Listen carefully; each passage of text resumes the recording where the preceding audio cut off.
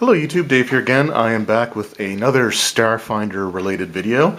It honestly feels like it's been a while since I've talked about this game, but that's sort of what happens when you have like something like Pathfinder 2nd Edition come out, as well as the new adventure for D&D and the dice set and everything that goes along with that. But I was actually getting ready to run my Starfinder game at my local game store when I went in and saw this sitting on the shelf.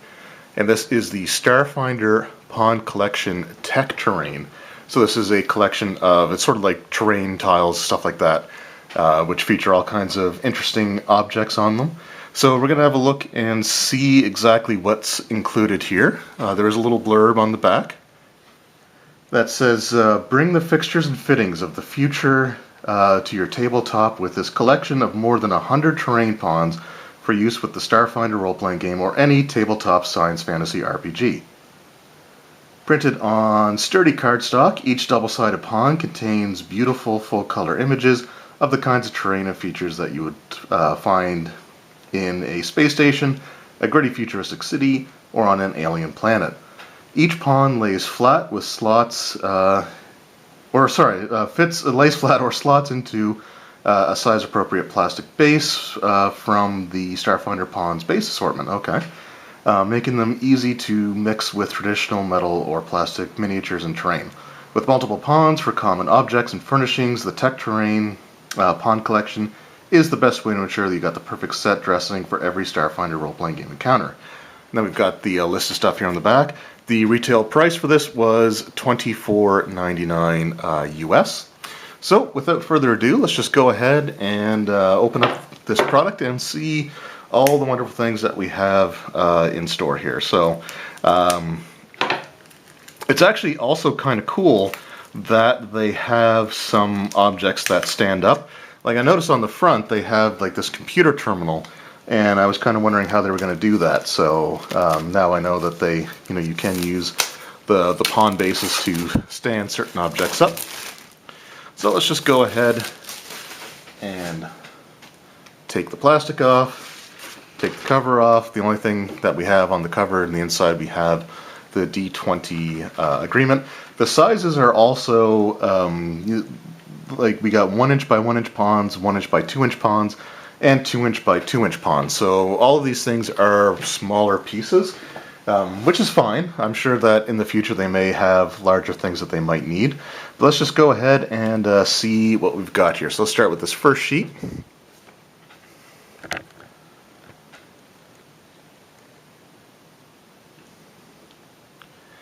Alright, so we got vehicles, a little bar, barbed wire, bench, bunks, catwalks. I like the, what we got? The chain link fence. But these ones here are my favorite on this sheet. So we got alien bones, alien eggs, and alien fungus. Cool stuff there. And so they're double-sided, but it looks like, yeah, we got the same things on the back. So we got that sheet.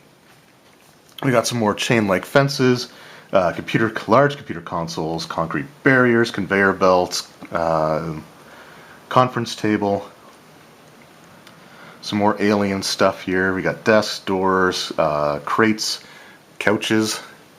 Then we got some more alien fungus. We've got some more alien, or we have not some more, but we have some alien plants. So some cool stuff there. And on the back, same stuff. Alright, so here we have some things that you'd probably want to stand up. So we've got some doors here. So we have a plastic door, steel door, stone door. Emergency raft would lay flat. Exposed pipes and exposed wiring. Again, you probably have those standing up. Garbage bins. Some hatches. Machinery. Medical table. That's kind of cool. Robotic training dummy. Also something you'd probably want to stand up. Then you've got science lab, shop counter, stasis pod. Then we got some barrels.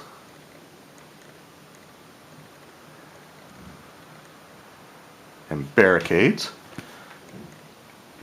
And again, just the same stuff on the back. The one thing I do like about it is that it doesn't have the name of the piece necessarily on the back. So if you want to hide or just not have the names of the pieces there for I guess suspension of disbelief, then that's useful to have. But having the labels is also great for just trying to find the proper pieces for you to take to your table.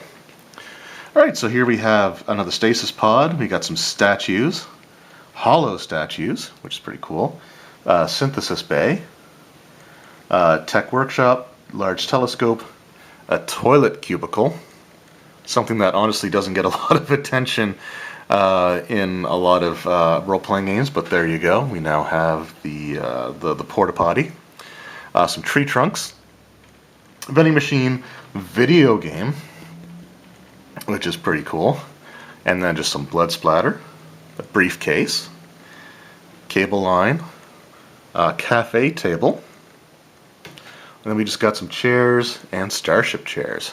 Some cool stuff there.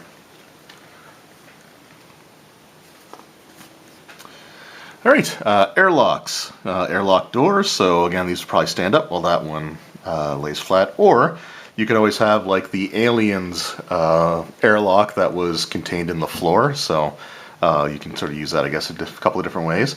Comm unit, you got some craters, wall of fire, wall of force, double doors.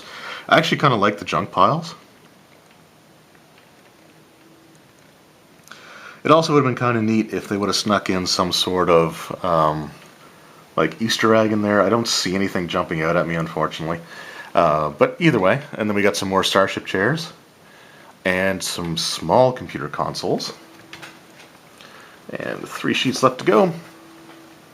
Here we have fountain, a grease splotch on the ground, large machinery. We got some steel walls, power core, and a satellite dish. Sculpture, shipping crates, weapons racks. That's actually kind of neat. We have a mass-produced tent, a tent with a, tent mobile hotelier, computer console small, and then we have some curved conveyor belts, so we can do something, I guess, with that. Alright, and these next two are all 1-inch squares. But we have Corrosive Haze. Unfortunately, I kind of missed an opportunity to make that purple. Can I just let the wordplay speak for itself? We got crates. Then we have a dead alien, dead body, fire, floor hatch, along with a fluid spill or oil slick. So we got green ones there. We got black ones here. Glowing crystal. We got some grates, some more grates, hydrants, ice, lava, small machinery, a manhole, more manholes there. Then we got some mines and some mud. And then on the last sheet, got some more mud and some potted plants, some rubble, runes, security cameras, sentry guns, shrub or shrubberies, got humanoid skeletons, alien skeletons, then we got some smoke fog, spacesuits, a small telescope, trash cans, tree stumps, more tree stumps, and vents.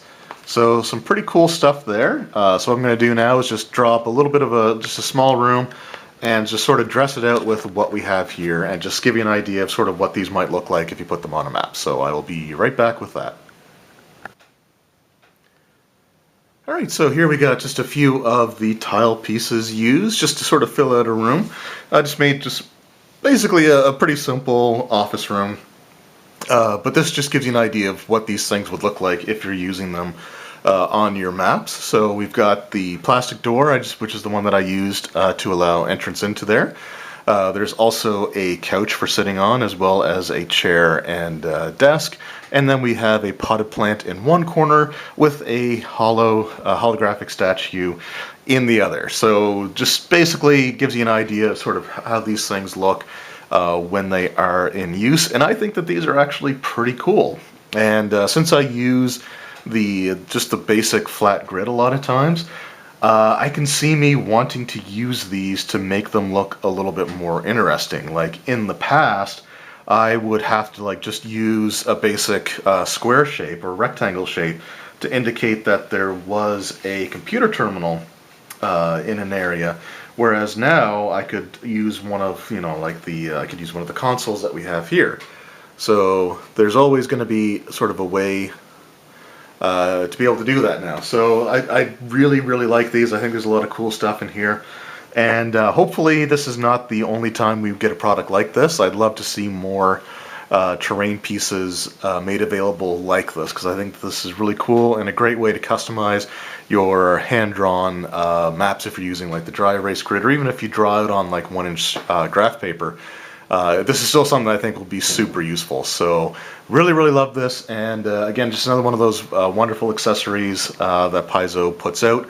And I also like the fact that they did create some of these with the purposes of standing them up, rather than just having them be just a flat piece that you'll have down like all the other ones. So I think that that's actually also a really, really neat touch. So not that I necessarily would consider this to be an essential pickup or product, but if you do use minis in your Starfinder game and you use a lot of just like the hand-drawn or like these types of grid maps with the dry erase markers on, then I think that these will help just add a little bit more visual impact, I guess you could say, to that. So if you're into using, grids and minis, and you use a lot of like the dry erase stuff like I do, I think this is definitely a worthwhile pickup.